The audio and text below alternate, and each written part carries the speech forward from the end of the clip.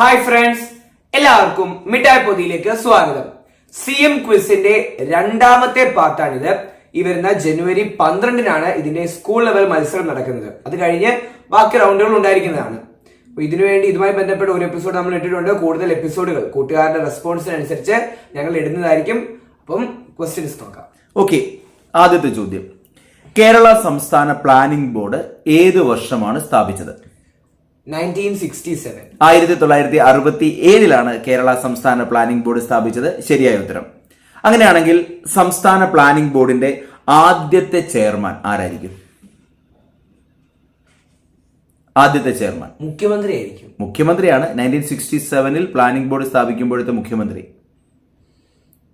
EMS മന്ത്രിസഭയുടെ രണ്ടാം വരവാണ്. അപ്പോൾ EMS ആയിരുന്നു. ഇപ്പോഴത്തെ സംസ്ഥാന planning board chairman Pinarayi Vijayan. Correct ആണ്, മുഖ്യമന്ത്രിമാരായതുകൊണ്ട്. എന്നാൽ ഇത് കൂടാതെ ഒരു ഉപാധ്യക്ഷനും കാണും കേട്ടോ.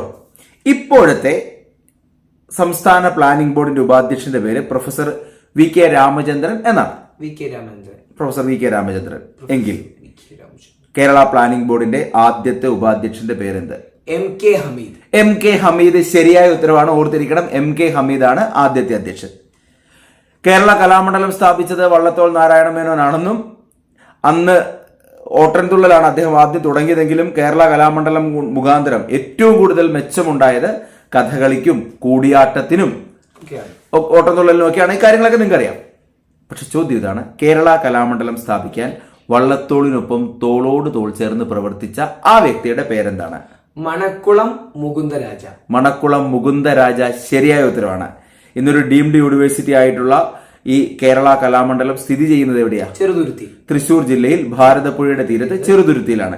എന്നാൽ 1930 ഈ കലാമണ്ഡലം ഉദ്ഘാടനം ചെയ്യപ്പെടുമ്പോൾ തൃശൂര് തന്നെ കുന്നംകുളത്ത് കക്കാട് ഹൗസിലായിരുന്നു കലാമണ്ഡലം പ്രവർത്തിച്ചിരുന്നത്. ഏത് വർഷമാണ് തൃശൂർ കുന്നംകുളത്ത് നിന്ന് ഒക്കെ മാറി കേരള കലാമണ്ഡലം ചെറുതുരുത്തിയിൽ പ്രവർത്തനം ആരംഭിച്ചതെന്ന് പറയാമോ? എനിക്ക് തോന്നുന്നു 1936. 1936 ശരിയായ ഉത്തരവാണ്. 1936 മുതലാണ് കേരള കലാമണ്ഡലം തൃശൂർ ചെറുതുരുത്തിയിൽ പ്രവർത്തനം ആരംഭിച്ചത്. ഓക്കെ, ഇന്ത്യയിലെ ഏറ്റവും ആദ്യത്തെ ബയോസ്ഫിയർ റിസർവ് കേരളത്തിലാണ്. നീലഗിരി ബയോസ്ഫിയർ റിസർവ് ആണ്. നീലഗിരി ബയോസ്ഫിയർ റിസർവ് ആണ് കേരളത്തിലെ ആദ്യത്തെ, ഇന്ത്യയിലെ ആദ്യത്തെ ബയോസ്ഫിയർ റിസർവ്. ഇപ്പൊ കേരളത്തിലെ ആദ്യത്തെ ഏതായിരിക്കും? നീലഗിരി. നീ ശരിക്കും ആലോചിച്ചതായിരുന്നു? അല്ല പെട്ടെന്ന്. കേരളത്തിൽ ഏറ്റവും കൂടുതൽ വനഭൂമിയുള്ള ജില്ല ഇടുക്കിയാണ്. എന്നാൽ ശതമാനാടിസ്ഥാനത്തിൽ നോക്കിയാൽ ആകെ വിസ്തൃതിയുടെ ഇത്ര ശതമാനം വനമാണ് എന്ന രീതിയിൽ ശതമാനാടിസ്ഥാനത്തിൽ നോക്കിയാൽ ഇടുക്കി അല്ല ഏറ്റവും കൂടുതൽ വനമുള്ളത്. ഏതാ? വയനാട്. കറക്റ്റ് ആണ്, വയനാടാണ്. ഇനി കേരളത്തിൽ തന്നെ വനത്തിന്റെ അളവ് കുറയുന്നതിന്റെ പശ്ചാത്തലത്തിൽ സംസ്ഥാന ഗവൺമെന്റിന്റെ കീഴിൽ വനവൽക്കരണം നടക്കുന്നുണ്ട്. പ്രദേശങ്ങളിലേക്ക് വനങ്ങളെ നമ്മൾ കൃത്രിമമായിട്ട് നിർമ്മിക്കുകയാണ്. അങ്ങനെ വനവൽക്കരണത്തിന്റെ ഭാഗമായിട്ട് ആ വനവൽക്കരണ പ്രദേശങ്ങളിൽ ഏറ്റവും കൂടുതൽ കാണപ്പെടുന്ന വൃക്ഷം ഏതാണ്? തേക്കാണ്. മറിച്ച് കേരളത്തിലെ ഏറ്റവും കൂടുതൽ ഏതാന്നൊക്കെ ചോദിച്ചാൽ തെങ്ങായിരിക്കുമല്ലോ. ഇത് വനവൽക്കരണം നടത്തുന്ന പ്രദേശങ്ങളുടെ മാത്രം കണക്കെടുത്താലാണ് ഏറ്റവും കൂടുതലുള്ളത് തേക്ക്. അടുത്ത ക്വസ്റ്റ്യൻ. രവീന്ദ്രനാഥ് ടാഗോർ കേരളത്തിലെ ഒരു സാമൂഹ്യ പരിഷ്കർത്താവിനെ രാജാറാം മോഹൻ റോയ്, കേരളത്തിന്റെ രാജാറാം മോഹൻ റോയ് എന്ന് വിശേഷിപ്പിച്ചു. എന്തുകൊണ്ടായിരിക്കും എന്ന് ചോദിച്ചാൽ സ്വാഭാവികമായിട്ടും രാജാറാം മോഹൻ റോയ് ആണ് ബ്രഹ്മസമാജം സ്ഥാപിച്ചത്. അങ്ങനെ രാജാറാം മോഹൻ റോയ് ബ്രഹ്മസമാജം സ്ഥാപിച്ചപ്പോൾ അതിന്റെ ഒരു ശാഖ, ഒരു ബ്രാഞ്ച് കേരളത്തിൽ കോഴിക്കോട് സ്ഥാപിച്ച വ്യക്തിയാണ്. അതുകൊണ്ടാണ് അദ്ദേഹത്തെ രവീന്ദ്രനാഥ് ടാഗോർ കേരളത്തിന്റെ രാജാറാം മോഹൻ റോയ് എന്ന് വിശേഷിപ്പിച്ചത്. ആരെ? അയ്യത്താൻ ഗോപാലൻ. ആരാ? അയ്യത്താൻ ഗോപാലനാണ് കേട്ടോ. ബ്രിട്ടീഷ് ഭരണകൂടം ഈ അയ്യത്താൻ ഗോപാലന് ഒരു ഓണററി പുരസ്കാരം നൽകിയിരുന്നു, ഒരു വിളിപ്പേര്. എന്താന്ന് പറയാം? റാവു സാഹിബ്. അയ്യത്താൻ ഗോപാലന് ബ്രിട്ടീഷ് ഗവൺമെന്റ് നൽകിയതാണ്. ഇപ്പൊ ഇറങ്ങിയിരിക്കുന്ന പ്രഭാസിന്റെ സിനിമയാണ് രാജാ സാഹിബ്. ഇത് റാവു സാഹിബ് അല്ലേ? എന്തിനു വേണമെങ്കിലും ആ രാജാ സാഹിബിനോടൊന്നും ഇതുവരെയൊന്നും കൂട്ടിക്കെട്ടല്ലേ. കാരാട്ട് ഗോവിന്ദമേനോൻ എന്ന സാമൂഹ്യ പരിഷ്കർത്താവിന് ഈ അയ്യത്താൻ ഗോപാലൻ നൽകിയ ഒരു പേര് വളരെ പ്രശസ്തമാണ്. ആ പേരിലാണ് നമ്മൾ കാരാട്ട് ഗോവിന്ദമേനോനെ അറിയപ്പെടുന്നത്. ആരാ? ബ്രഹ്മാനന്ദ ശിവയോഗി. അതെ, കാരാട്ട് ഗോവിന്ദമേനോനെയാണ് നമ്മൾ ബ്രഹ്മാനന്ദ ശിവയോഗി എന്ന് വിളിക്കുന്നത്. ആ പേര് നൽകിയതും അയ്യത്താൻ ഗോപാൽ എന്നാണ് ഓർത്തു വെക്കുക. ഞാൻ കേരളത്തിലെ ഒരു ദേശീയപാതയുടെ പേര് പറയാം, എവിടെ മുതൽ എവിടം വരെയാണെന്ന് പറഞ്ഞാൽ മതി. ചെറിയ ചോദ്യം. ദേശീയപാത 966, നാഷണൽ ഹൈവേ 966. അതെ, കേരളത്തിൽ നിരവധി ദേശീയപാതകളുണ്ട്. അതിൽ പലതും കേരളത്തിന് വെളിയിൽ നിന്ന് തുടങ്ങി കേരളത്തിലേക്ക് എത്തുന്നതോ അല്ലെ കേരളത്തിൽ നിന്ന് തുടങ്ങി വെളിയിലേക്ക് പോകുന്നതൊക്കെയാണ്. ഇത് ദേശീയപാത 966 ഫറൂഖ് മുതൽ പാലക്കാട് വരെ, കോഴിക്കോട് ജില്ലയിലെ ഫറൂഖ് മുതൽ പാലക്കാട് വരെയുള്ള നാഷണൽ ഹൈവേ ആണ് 966. കേരളത്തിലൂടെ പോകുന്ന ദേശീയപാതകളിൽ ഏറ്റവും വലുത് ഏതാണെന്നറിയോ? ഏതാ? National highway 66. ഇപ്പൊ പണി നടക്കുന്നതും അവിടെ ഇവിടെയൊക്കെ ഇടിഞ്ഞുകൊണ്ടിരിക്കുന്നതും നാഷണൽ ഹൈവേ 66 ആണ്. യഥാർത്ഥത്തില് കേരളത്തില് വടക്ക് തലപ്പാടി മുതൽ തെക്ക് കാരോട് വരെയാണ് അതിന്റെ പൊസിഷൻ. വടക്ക് തലപ്പാടി മുതൽ തെക്ക് കാരോട് വരെ. പക്ഷെ ഒരു പ്രശ്നമുണ്ട്, ഞാൻ ഈ പറഞ്ഞത് കേരളത്തിലെ ആ നാഷണൽ ഹൈവേയുടെ NH66 തുടക്കം കൊടുക്കുവാണ്. യഥാർത്ഥത്തിൽ NH66 എവിടെ മുതൽ എവിടം വരെയാണ്? അയ്യോ, കന്യാകുമാരി മുതൽ മഹാരാഷ്ട്രയിലെ പനവേൽ വരെയാണ്. ഓർത്തു വെക്കണം, പനവേൽ കന്യാകുമാരി മുതൽ മഹാരാഷ്ട്ര ബോംബെയിലെ പനവേൽ വരെയുണ്ട്.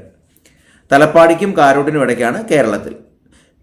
ദേശീയപാത 966 ഏതെന്ന് ചോദിച്ചാണ് നമ്മൾ തുടങ്ങിയത്. ഒറ്റ ചോദ്യം കൂടി. കേരളത്തിൽ തന്നെ മറ്റൊരു നാഷണൽ ദേശീയപാതയാണ് NH966B. എവിടെ മുതൽ എവിടം വരെയാണ്? എന്താണ് പ്രത്യേകത? 966B എന്ന് പറഞ്ഞൊരു നാഷണൽ ഹൈവേ ഉണ്ട്. ഒന്നുമല്ല, അതെ, അതിനൊരു പ്രത്യേകതയുണ്ട്. എന്താണ് അറിയോ?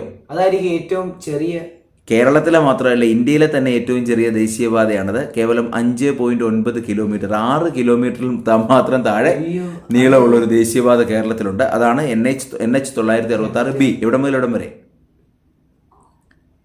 കുണ്ടന്നൂർ മുതൽ വെല്ലിംഗ്ടൺ ഐലൻഡ് വരെ. എറണാകുളത്തെ അത് ദേശീയപാതയാണ്.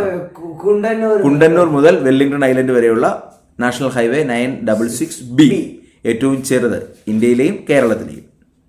കേരളത്തിലെ ആദ്യത്തെ സമ്പൂർണ്ണ ബാങ്കിംഗ് ജില്ല എന്ന വിശേഷണം പാലക്കാട്. നമ്മളൊട്ടും പ്രതീക്ഷിക്കാത്തൊരു ജില്ലയ്ക്കാണ്, പാലക്കാടിനാണ്.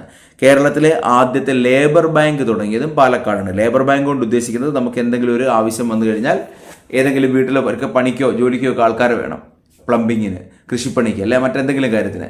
ഒരു ലേബർ ബാങ്ക് ഉള്ളപ്പോൾ അതിന് ബന്ധപ്പെട്ടാൽ മതി. മറ്റേ മണി ബാങ്കിങ്ങുമായിട്ട് യാതൊരു ബന്ധവും ഇല്ല. അത് പാലക്കാട് ജില്ലയിലെ ഏത് പഞ്ചായത്തിലാണ്? രസകരമായ ഒരു പേരല്ലേ? അകത്തെ തറ. അതെ, അകത്ത് തറയുള്ളത് കൊണ്ടാണോ രസകരം?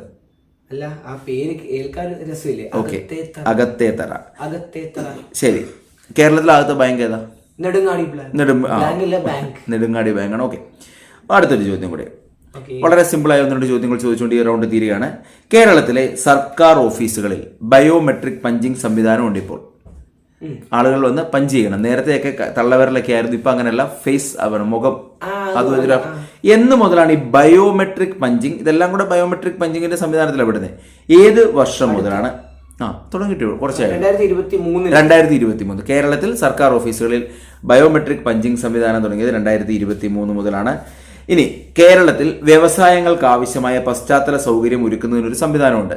പണ്ട് നമ്മുടെ കേരളത്തിന്റെ പ്രത്യേകത, ഇതൊട്ടും ഈ ഇൻവെസ്റ്റ്മെന്റ് ഫ്രണ്ട്ലി അല്ല എന്നൊരു പേരുണ്ടായിരുന്നു. എന്നാൽ ഇപ്പൊ കളവപ്പാടെ മാറി. നമുക്ക് ചുവപ്പ് നാടുകളൊക്കെ ഒഴിവാക്കിയിട്ടുണ്ട്. ഗവൺമെന്റിന്റെ വളരെ പ്രധാനപ്പെട്ട ഇനിഷ്യേറ്റീവ് മുഖാന്തരം ഒരു പുതിയ സംരംഭം, എന്റർപ്രന്യൂർഷിപ്പ് ഒക്കെ തുടങ്ങാൻ വളരെ എളുപ്പമാണ്. അങ്ങനെ വരുമ്പോൾ ഈ വ്യവസായങ്ങൾ തുടങ്ങുമ്പോൾ അതിനവർക്ക് നിയമപരമായ സഹായം നൽകുക, പേപ്പറുകൾ ശരിയാക്കേണ്ട അഡ്വൈസ് കൊടുക്കുക, സ്ഥലം കണ്ടെത്താൻ ഹെൽപ്പ് ചെയ്യുക.